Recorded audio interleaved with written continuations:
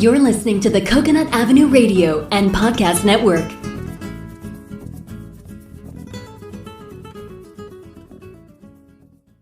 Welcome to Out There on the Edge of Everything, the show that examines, helps you understand, and effectively deal with the interesting edges of life. Broadcasting now from the virtual C344 studios overlooking the edge of Coconut Avenue is your host, award-winning and best-selling author, Dr. Stephen Lesovich.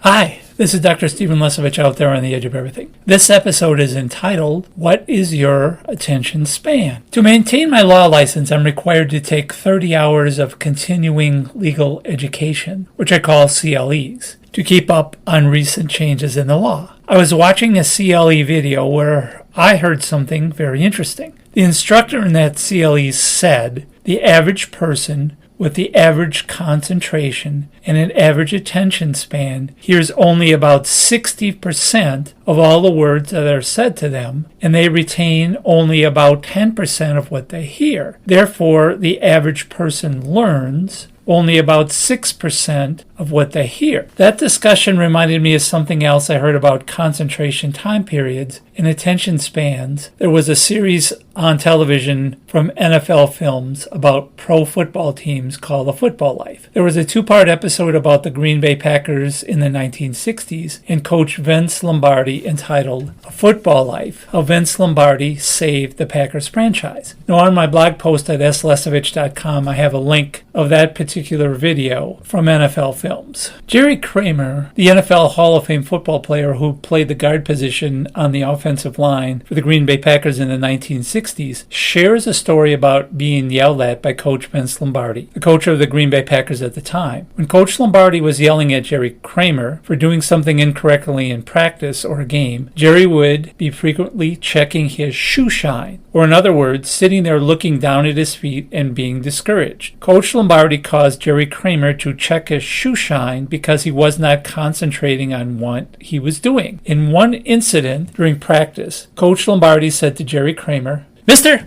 the concentration period of a college student is 5 minutes, high school student is 3 minutes, and kindergarten is 30 seconds. You don't even have that, so where does that put you?" That incident caused Jerry Kramer to go into the locker room and check his shoe shine. Now, on my blog post on slesovich.com, I have a link to a YouTube video where Jerry Kramer actually shares the story in his own words. Even if you don't like football, you got to listen to it because it's very insightful and funny. So what is your attention span? And what is your concentration time period? Are Coach Lombardi's time period still accurate? Were they still accurate in the 1960s when he made these assertions? Your attention span includes your concentration time period. An attention span is defined as a length of concentration time during which an individual is able to remain interested in learning or completing a given task. According to one study using a specific type of psychological test, the longest attention span measured by anyone using that test was 4 minutes and 52 seconds. So Coach Lombardi's assertion about the concentration time period of a college student being about 5 minutes appears to be fairly accurate, assuming the person measured in that study was a college student. However, according to another recent study, the average attention span of a millennial, someone born between 1981 and 1996, many of which were college students at one time, is approximately 8 seconds. People with a short attention span have trouble focusing on tasks for any given length of time without being easily distracted. Now, on my blog post on slesovich.com, I have links to all the studies I talk about. Now, according to a Healthline study, a short attention span can have a number of negative effects, including poor performance at work or school, the inability to complete daily tasks, missing important information or details, communication difficulties in relationships, and poor health related to neglect and the inability to practice healthy habits. So what techniques can you use to improve your attention span and your concentration time period? Healthline suggests the following: chewing gum, staying hydrated, exercising, taking notes with a pencil or a pen, and meditating. Chewing gum appears to increase alertness and lower stress to help you improve your attention span for a very short time. Dehydration quickly impairs your ability to focus, so drinking water and staying hydrated improves your ability to focus. Regular exercising, even taking a brief walk on a regular basis, also improves your ability to focus. And according to another Healthline study, taking notes by hand is more effective in improving attention and listening than using a laptop or other electronic device such as a cell phone, which can be distracting. Many studies have shown that meditation can improve focus, and then practicing meditation on a regular basis leads to improvements in sustained attention. There are, of course, many other methods to improve your attention span and your concentration time period. Improving your attention span and your concentration time period helps you to make a positive impact in your life. Until next time, I'm Dr. Stephen Lesovich, out there on the edge of everything.